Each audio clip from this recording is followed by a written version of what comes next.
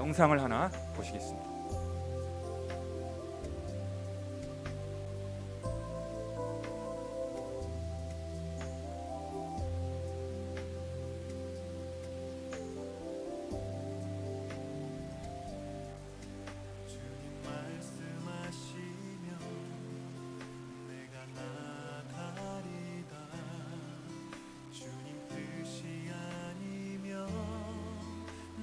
멈춰서리다. 나의 가고 서는 것 주님 뜻에 있으니 오 주님 나를 이끄소서. 주님 말씀하시면 내가 나가리다. 주님 뜻이 아니면 내가 멈춰서리다. 나의 가고 서는 것 주님 뜻에 있으니 오 주님 나를 이끄소서. 뜻하신 그곳에 나 있기 원합니다. 이끄시는 대로 순종하며 살리니 연약한 내 영혼 통하여 일하소서. 주님 나라와 그 뜻을 위하여 오 주님 나를 이끄소서. 모든 민족에게 주 성령 부어주소서. 하나님의 백성 주의 말씀 주시고 눈과 완산 주사 주의 비밀 알리소서. 우리 믿사오니 하늘이 주의 날 선포케 하소서. 그날에 주의 영이 임하여 큰 구름이 땅 위에 일어나리라. 모든 영혼 깨어 일어날 때 주 예수를 부르는 자는 구원되리.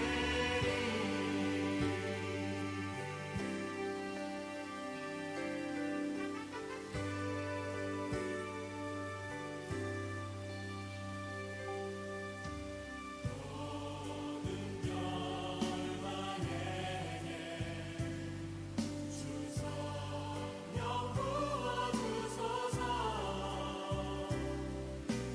영광 중에 모사 주변에 알게 하시고 크신 능력으로 하늘을 뜨소서. 주를 기다리니 만물이 주의 날을 보게 하소서. 그날에 주의 영이 임하여 큰 구름이 땅 위에 일어나리라. 모든 영혼 깨어 일어날 때 주 예수를 부르는 자는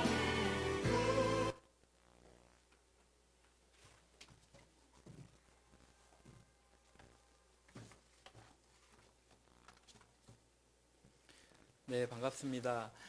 제가 열린 광성교회에 오면서 이제 한 주 동안 기도하면서 들었던 한 단어가 있는데요.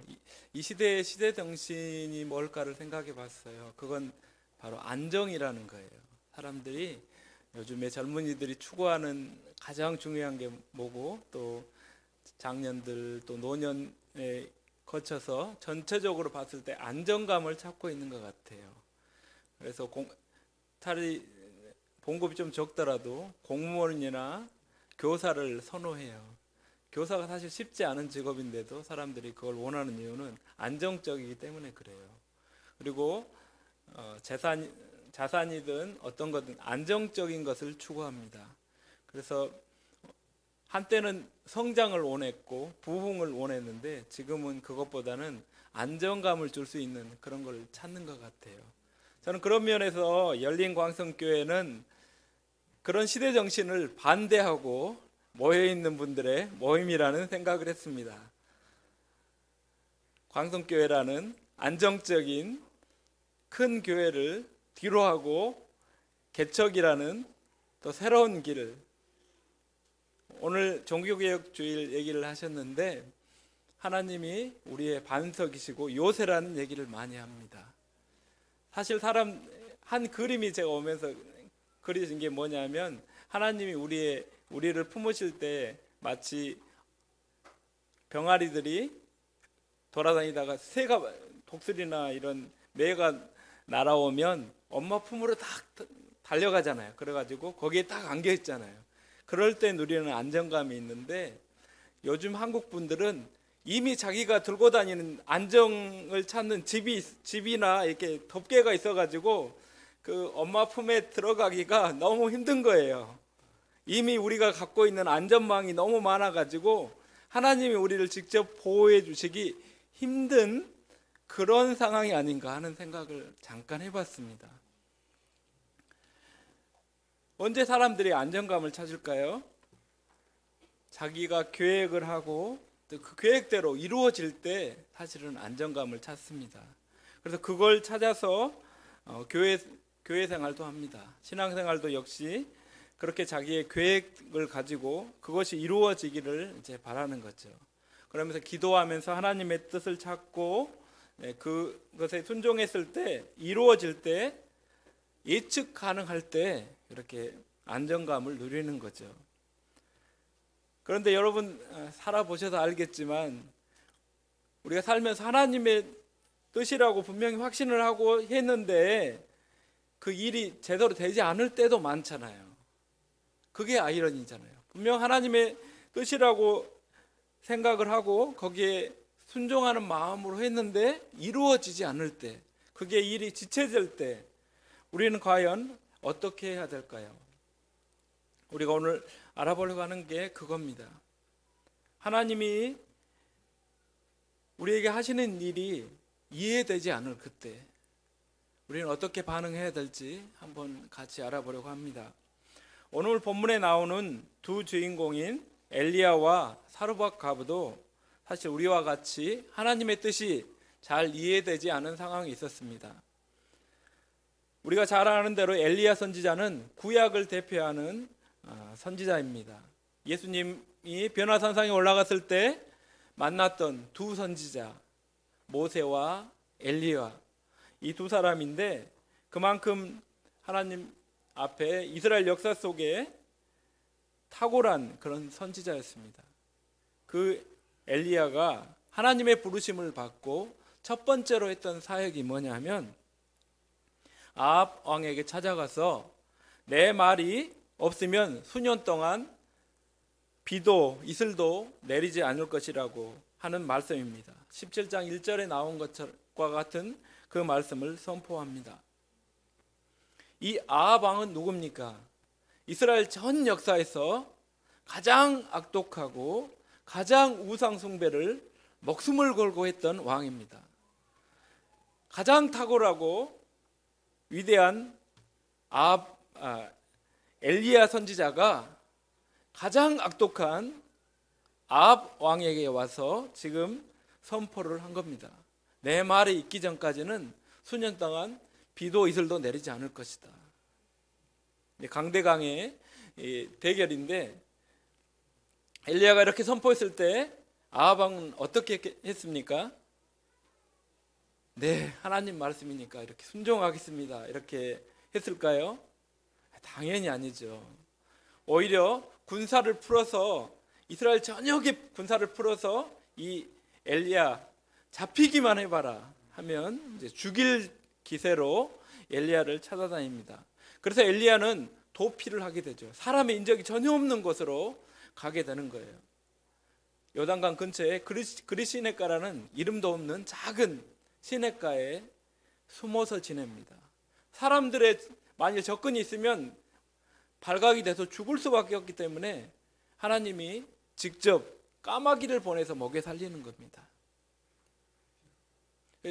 좋은 개념으로 한 게 아니에요. 하나님이 사람을 보낼 수 없기 때문에 까마귀를 보내신 거예요.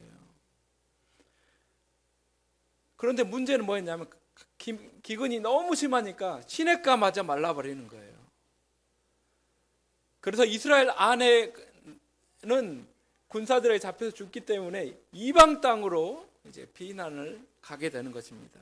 드로와 시돈 사이에 있는 사르밧이라는 작은 마을로 도피하게 됩니다. 하나님의 부르심을 받은 그 위대한 선지자의 첫 번째 사역의 결과가 뭐였습니까? 도망자 신세가 됩니다. 하나님께서 정말 붙들어 주시고 사용하시는 그 분의 첫 번째 사역, 그 결과가 도망자 신세. 하나님의 뜻이 이해되지 않을 수밖에 없는 상황입니다.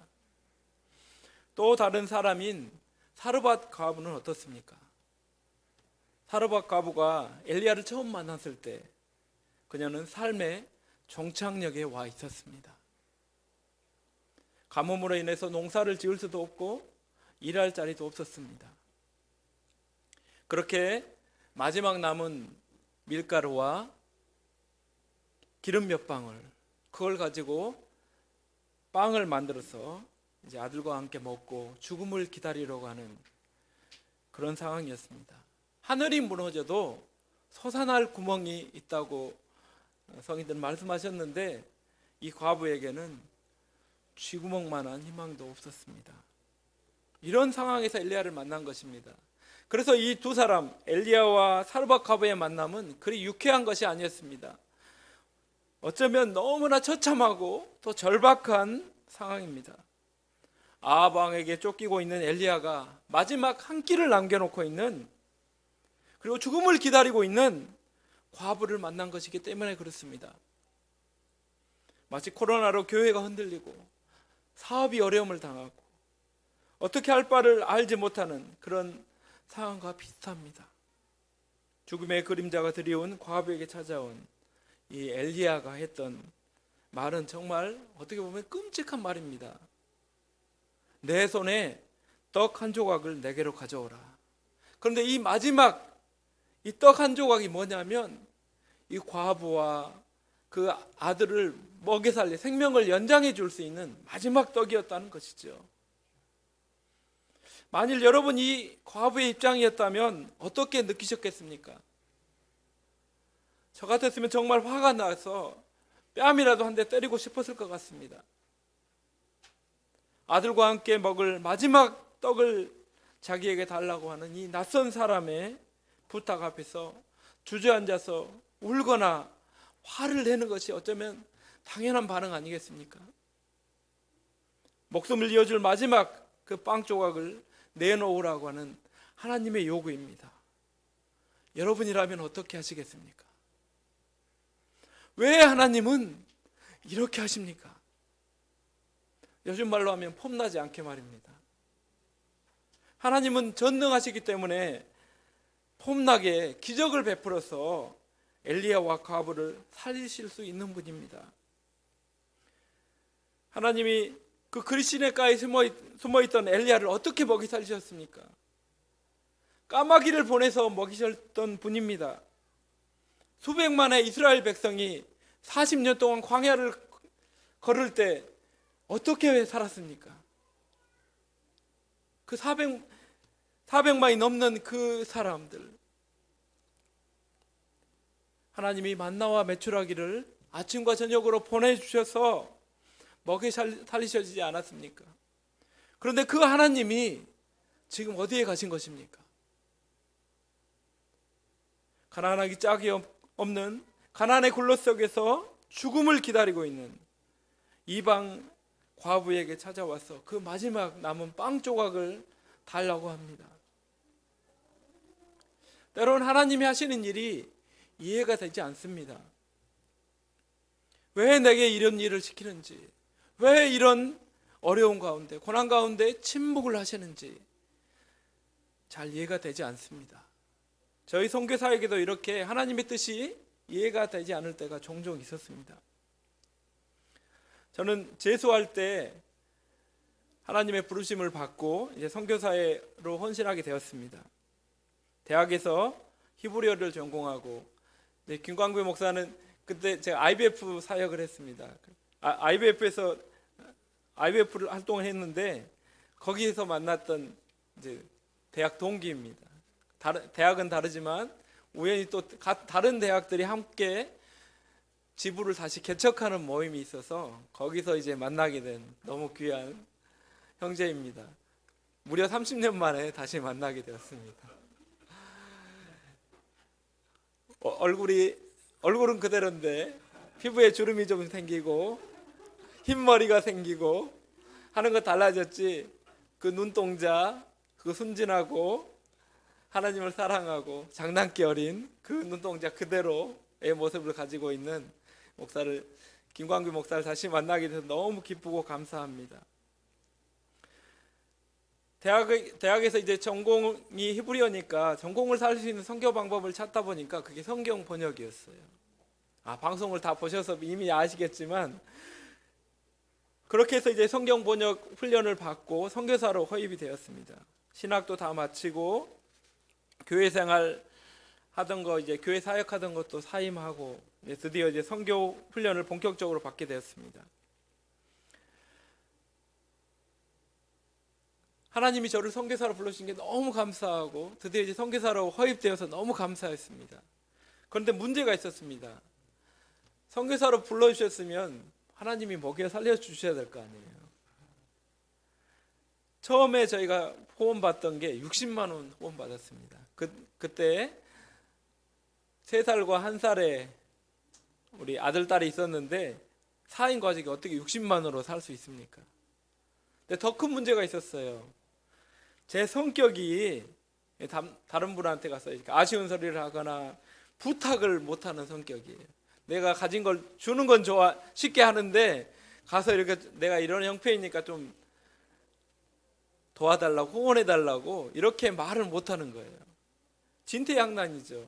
지금 살 수 있는 형편도 아니지 어디 가서 후원해달라고 부탁을 할 수 있는 상황도 아닙니다. 정말 하나님의 부르심이 맞는 건지 의구심이 드는 때였습니다. 겨우겨우 훈련을 마치고 이제 선교지로 나가기 위해서 마지막 건강검진을 받았습니다. 그런데 그 결과 갑상선암이라는 결과를 진단을 받았습니다.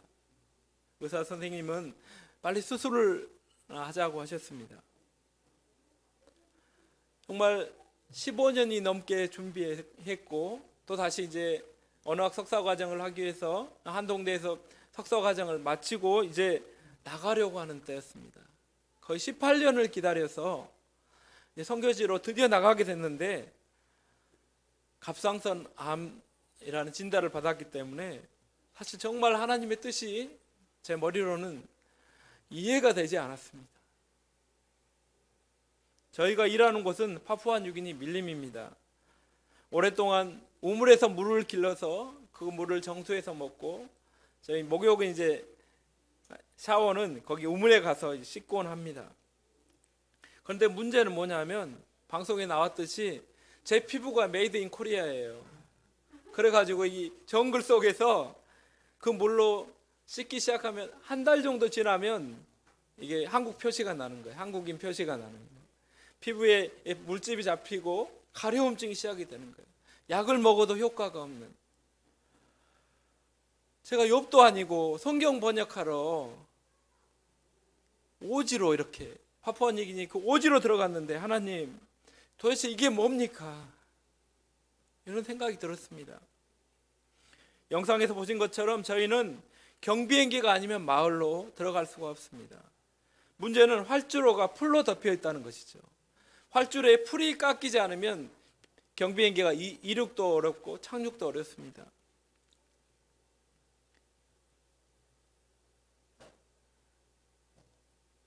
정말 그 파푸아뉴기니 밀림 속에 성경 번역을 원하는 그 사람들이 기다리고 있어서 그들에게 찾아가려고 하는데, 그들에게 가려고 하는데 풀이 깎이지 않아서 마을에 들어가지 못하고 기다린 적이 한두 번이 아닙니다. 겨우 마을에 이제 풀이 깎여서 마을에 들어갔는데 한 2달 넘게 사역을 하고 나올 때쯤 되니까 다시 풀이 길어가지고 또 이륙을 못하게 되는 거예요. 착륙을 또 못하게 되는 거예요. 그래서 어떨 때는 풀이 깎인 활주로를 찾아서 3일 동안 걸어가기도 했습니다. 하나님, 저 김병만도 아니고 정글의 법칙 찍으러 한 달이면 괜찮겠는데 이거 매번 이렇게 기다리고 이런 어려움을 왜 당해야 되는 겁니까, 하나님? 이런 생각이 들었습니다. 저는 엘리야나 사르밧과합의 심정이 조금은 이해가 됩니다. 도저히 자기 힘으로는 어찌할 수 없는 막다른 골목에 놓여 있습니다. 문제를 해결하려고 하면 할수록 더 깊은 늪에 빠지는 것처럼 느껴집니다. 혹시 여러분 중에 이런 막다른 골목에 계신 분 안 계십니까? 하지만 우리가 기억할 것은 하나님은 그 막다른 골목에서 여전히 우리와 함께 하신다는 것입니다. 하나님은 사르밧 과부를 죽이기 위해서 엘리야를 보내신 것이 아니었습니다. 하나님의 사람에게 마지막 식량을 주고 죽으라고, 지금 빵을 달라고 하시는 것이 아닙니다. 오히려 그를 살리기 위해서 이 일을 하고 계시는 것입니다. 마지막 남은 빵 조각을 하나님께 드림으로 마르지 않는 그런 식량을 얻게 하기 위해서였습니다. 사실 우리가 믿는 하나님은 전능하십니다. 하나님께서는 사르밧 과부가 아니어도 엘리야를 먹여 살릴 수 있는 분이십니다. 하지만 하나님께서는 자신의 마지막 남은 것을 드릴 수 있는 믿음의 사람을 부르시기 위해서 엘리야를 지금 사르밧 과부에게 보내신 것입니다. 사실 저는 압니다. 저같이 부족하고 연약한 사람 없어도 하나님은 하나님의 성결을 이루신다는 것을 알고 있습니다. 비록 파푸아뉴기니 그 밀림 속이지만 제가 아니어도 하나님의 말씀이 번역되고 전달될 수 있다는 것을 알고 있습니다. 하지만 하나님은 저를 선교사로 부르시고 그 일에 사용하고 계신 것이 너무 감사합니다. 하나님께서 우리에게 요구하시는 그 마지막 것은 사실 다 다를 수 있습니다. 하지만 그 마지막 것을 내어놓지 않을 때 하나님께서 우리에게 주시는 온전한 은혜를 누릴 수 없을 수 있습니다. 아직 밀가루가 남아있는 그 통에는 새로운 밀가루가 채워질 수 없습니다. 아직 기름이 남아있는 그 기름통에는 새로운 기름이 채워질 수 없습니다. 세상에 속한 욕심과 세상의 방식대로 찾으려고 하는 그 안정감, 그게 남아있으면 하나님께서 주시고자 하는 온전한 생명, 온전한 안정을 찾을 수가 없습니다. 프란시스 셰퍼 목사님이라는 분이 알프스산에 올랐을 때 경험을 얘기해 주셨습니다. 알프스산은 시시때때로 기후가 변화됩니다. 산에 올랐을 때 갑자기 안개가 끼고 앞이 보이지 않는 그런 상황이 되었습니다. 어느 지점에 가니까 앞이 보이지 않은데 장벽이 놓여 있는 거예요. 거기서 뛰어내려야만 건널 수 있는 그런 지점이 된 거죠. 근데 멀리서 그걸 보던 산지기가 거기서 뛰어내리라고 얘기를 합니다. 실제로는 그리 높지 않은데 앞이 보이지 않기 때문에 뛰어내리기 정말 힘든 그런 상황입니다. 하나님께서 우리에게 요구하시는 믿음이 이런 것과 같은 것 같아요. 앞이 보이지 않아요. 그렇지만 인도하시는 분의 음성이 있습니다. 그래서 그 음성에 순종해서 절벽을 뛰어내리는 그런 믿음입니다. 순종하면 죽을 것처럼 보이는 그때가 분명히 있습니다. 하지만 하나님께 순종할 때 우리는 생명을 얻습니다. 마지막 남은 것을 하나님께 드린 과부는 생명의 근원을 얻었습니다. 바로 하나님 아버지를 만나게 된 것입니다. 자기 아들이 죽었을 때 우리가 읽지는 않았지만 이 뒷부분에 보면 아들이 실제로 죽습니다. 그러나 엘리야의 그 3번의 그 기도를 통해서 그 아들이 살아남을 얻습니다. 작지만 가장 소중한 그것을 하나님께 드렸을 때 생명을 선물로 받게 된 것입니다. 그녀를 통해서 선지자 엘리야가 살게 되었고 그 가족이 살게 되었습니다. 한번 가정해 보세요. 만일 이 사르밧 과부가 엘리야에게 빵을 주지 않았다면 어떻게 되었겠습니까? 마지막 남은 빵을 먹었을 거고 며칠 지나지 않아서 굶어 죽었을 것입니다. 하나님께서 우리에게 주시고 싶은 것은 단지 한 끼를 해결할 수 있는 그런 임시 방편적인 은혜가 아니었습니다. 오히려 3년 반이라는 긴 그 기근을 통과해낼 수 있는 그런 양식을 주고 싶으셨던 것입니다. 잠시 세상이 주는 안정감이 아니라 하늘로부터 말미암는 영원한 안정감을 주고 싶으셨던 것입니다. 때론 우리가 이해할 수 없는 하나님의 말씀이 있습니다. 당장 내가 할 수 없는 것을 요구하는 것처럼 그렇게 느껴질 때가 있습니다. 정말 막다른 골목에 몰린 것 같이 느껴지는 그 상황에서 하나님께서 우리에게 너의 마지막 것을 달라고 하십니다. 하나님께서 요구하시는 우리의 마지막 것은 다 다를 것입니다. 어떤 분은 너무 바빠요. 그래서 하나님께 시간 내어드리기가 힘든 거예요. 주일 예배 시간 이렇게 내드리기가 힘든 거예요. 또 어떤 분은 재능이 너무 많아가지고 그 재능을 찾아서 부르는 곳이 너무 많은 거예요. 그래서 교회에 그 재능을 드리기가 힘든 거예요. 하나님께 드리기가 힘든 거죠. 또 어떤 분은 재정이 너무 힘들어서 오히려 그 재정을 하나님께 드리기가 힘든 것도 있습니다. 하지만 기억할 것은 하나님께서 우리에게 이걸 요구하시는 것은 우리를 죽이기 위한 것이 아니라 살리기 위한 것이라는 것입니다. 이해할 수 없는 하나님의 음성에 순종할 때 하나님께서는 자신을 살리고 가족을 살리고 하나님의 교회를 살리십니다. 우리가 붙잡고 있는 그 마지막 것을 붙잡고 있는 한 하나님 우리를 살릴 수가 없습니다. 우리가 우리를 살리려고 하면 우리는 우리를 살릴 수가 없다는 것이에요. 하나님만 우리를 살릴 수 있는 분이십니다. 저희가 선교사로 허입되고 60만 원 받았을 때 하나님께 기도하면서 붙잡았던 말씀이 오늘 본문입니다. 사르밧 과부와 같이 하나님의 음성에 순종해서 자신을 기꺼이 드릴 수 있는 그런 선교의 동역자들, 재정이 아니라 기도로 우리 가족을 위해서 함께 한 마음으로 기도해 줄 그런 기도의 그런 동역자들을 붙여달라고 기도했습니다. 재정은 힘들지만 더 필요한 것은 우리를 위해서 기도해 줄 기도원의 그 300용사와 같은 그런 기도의 용사들을 찾게 해달라고 기도했습니다.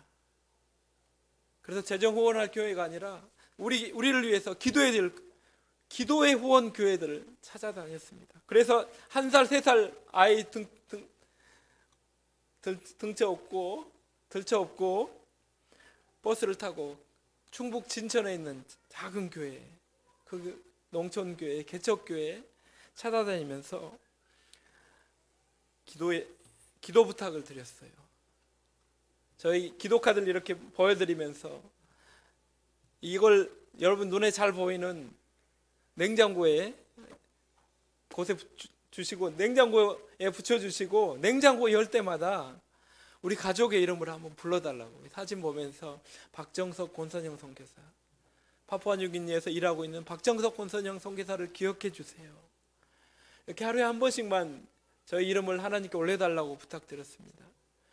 그리고 분기에 한 번씩 저희 소식을 보내드릴 텐데 그걸 교회 게시판에 붙여주시고 새벽에 교회에서 기도할 때 저희 가족을 위해서 기도해달라고 그렇게 부탁을 드렸습니다. 그렇게 기도로 파송하는 파송교회가 되어달라고, 기도 파송교회가 되어달라고 부탁을 드렸습니다. 이 기도의 응답으로 저희는 지금까지 재정의 어려움 한 번도 없이 17년의 그 선교 사역 충분히 감당하고도 남았습니다.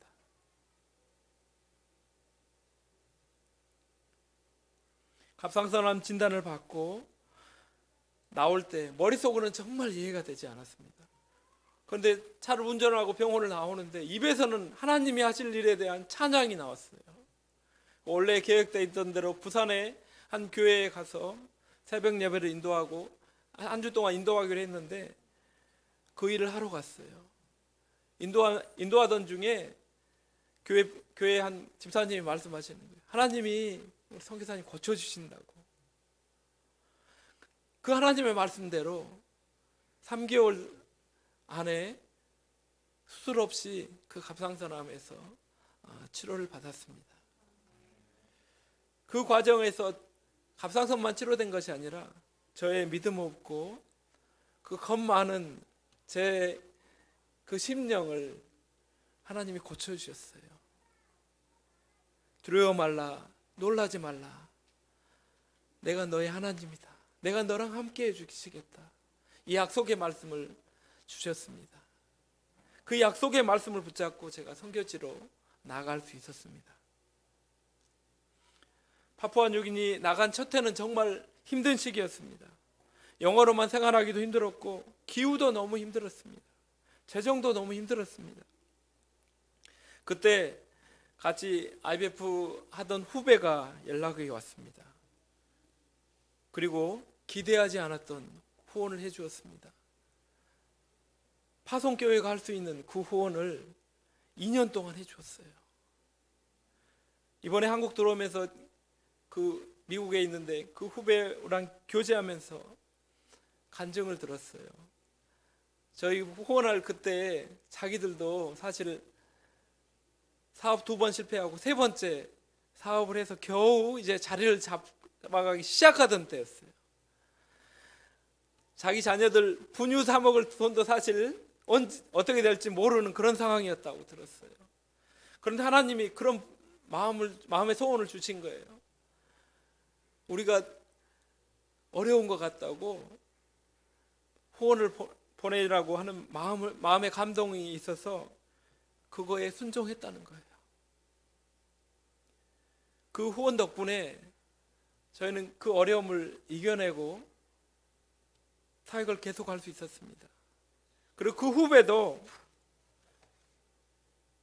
저희와 협력하면서 저희를 후원하면서 계속 사업이 세워져 가는 걸 경험했다고 이렇게 간증했습니다. 피부병 때문에 피부가 빨갛게 달아오르고 약이 효과를 발휘하지 못하는 그때에도 버틸 수 있었던 것은 저희를 위해서 기도해주는 기도의 후원자들 덕분이었습니다. 아이들과 함께 정글길을 3일 동안 걸어야 했지만 외롭지 않았습니다. 왜냐하면 마을 사람 40명이 저희랑 같이 걸어줬기 때문에 그렇습니다. 활주로에 풀이 깎이지 않아서 마을을 빠져나오지 못하는 그때가 될 때 마을 사람 100여 명이 먼저 활주로에 가서 풀을 깎아줘서 나오기도 했습니다. 성경 번역하는 과정은 정말 길고도 지단합니다. 지난한 과정입니다. 선교에 헌신하고 15년이란 훈련의 과정을 거쳐서 선교지로 나갔지만 사실 곧바로 성경 번역할 수 있는 게 아닙니다. 그 남아어를 배워야 되고 다시 그분들의 문화를 익히고 다시 성경 한 절 한 절 번역하면서 그 과정을 거쳐갑니다. 마을 사람들과 함께 번역한 초벌 번역을 컴퓨터에 입력하고 그걸 이제 출력을 해서 제가 그걸 다시 점검을 합니다. 그리고 질문을 해서 번역팀들과 함께 그걸 다시 점검을 합니다. 그래서 이제 그 과정을 거치면 마을 사람들한테 다시 그걸 읽어줍니다. 그러면 사람들이 이제 평가를 피드백을 하죠. 그 피드백을 받은 그 점검본을 가지고 다시 그걸 영어로 다시 번역을 합니다. 남아어에서 다시 영어로 번역하면 그 과정 속에 또 이제 오류들이나 잘못된 번역들을 고쳐 나갑니다. 그렇게 하고 나서 이제 남아어를 알지 못하는 이제 전문가에게 다른 번역자에게 그걸 점검을 받습니다. 그렇게 해야 이제 출판할 수 있는 자격을 얻죠. 첫 번째 번역인 이 남아어는 그 과정을 통해서 탄생한 쪽복음입니다. 그런데 그 이후의 번역들은 남아어를 연구한 논문이 필요합니다. 문법과 그 알파벳이나 소리를 연구하는 의문론과 문화를 연구한 문화인류학 논문을 또 써야 됩니다. 영어로. 지금 그 과정에 있습니다. 정말 오랜 시간이 필요합니다. 저같이 영어도 못하고 언어 감각이 떨어진 사람이 하기 정말 힘든 일입니다. 그렇지만 이 과정 속에서 함께 하시는 그 하나님을 알아가고 또 이 사역에 함께하는 동역자들을 만나는 것만큼 더 행복한 것은 없습니다. 저희 사역을 위해서 기꺼이 한 마음으로 기도해주고 후원해주는 그런 교회들을 만나고 동역자들을 만나는 그것이 얼마나 큰 행복인지 모릅니다. 그리고 자기 말로 된 성경을 자기 후손들에게 선물로 주고 싶어하는 그 남아 사람들을 만나는 그런 행복을 누리고 있습니다.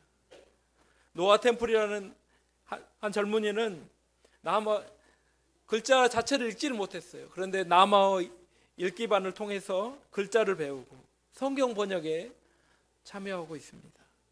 옆집 바주 아저씨는 초등학교도 가지 못해 학교 문턱도 가지 못했어요. 그렇지만 그 남아어 읽기 학교를 통해서 읽기를 배우고 기억 니은부터 배우기 시작을 해서 지금 성경을 읽기 시작합니다. 초기부터 번역 일에 함께했던 그분이 이제 읽고 그걸 함께하는 거예요.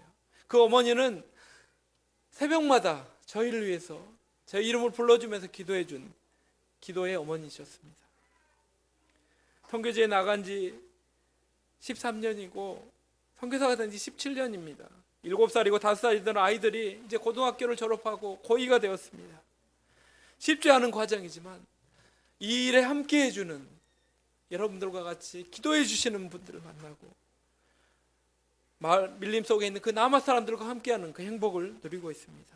사실 이것은 저의 작은 믿음의 결단에서 시작되었습니다. 재수하던 시절 하나님께서 저를 선교사로 불러주셨습니다. 그 당시 저는 선교가 뭔지 잘 몰랐습니다. 선교사가 되면 순교해야 되는지 알았습니다. 선교지 가서 순교해야 되는지 알았습니다. 그렇지만 하나님의 부르심이었기 때문에 응답했습니다.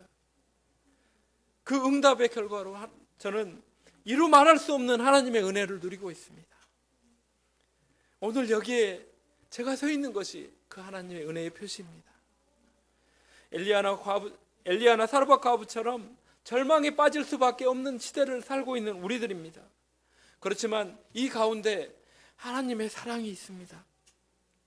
가진 것 없는 내게 뭔가를 더 달라고 요구하는 것처럼 느껴져서 하나님께 원망이 생길 수도 있지만 그럼에도 불구하고 하나님은 우리를 사랑하시고 우리를 우리보다 더 알고 계시다는 것입니다.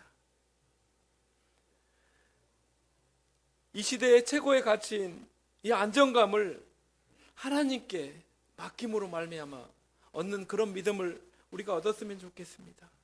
세상의 안주에서 얻는 그런 안정감이 아니라 하나님께 뛰어들므로 말미암아서 누리는 그런 영적인 성취와 그런 하늘에 속한 그런 안정감을 우리가 누렸으면 좋겠습니다.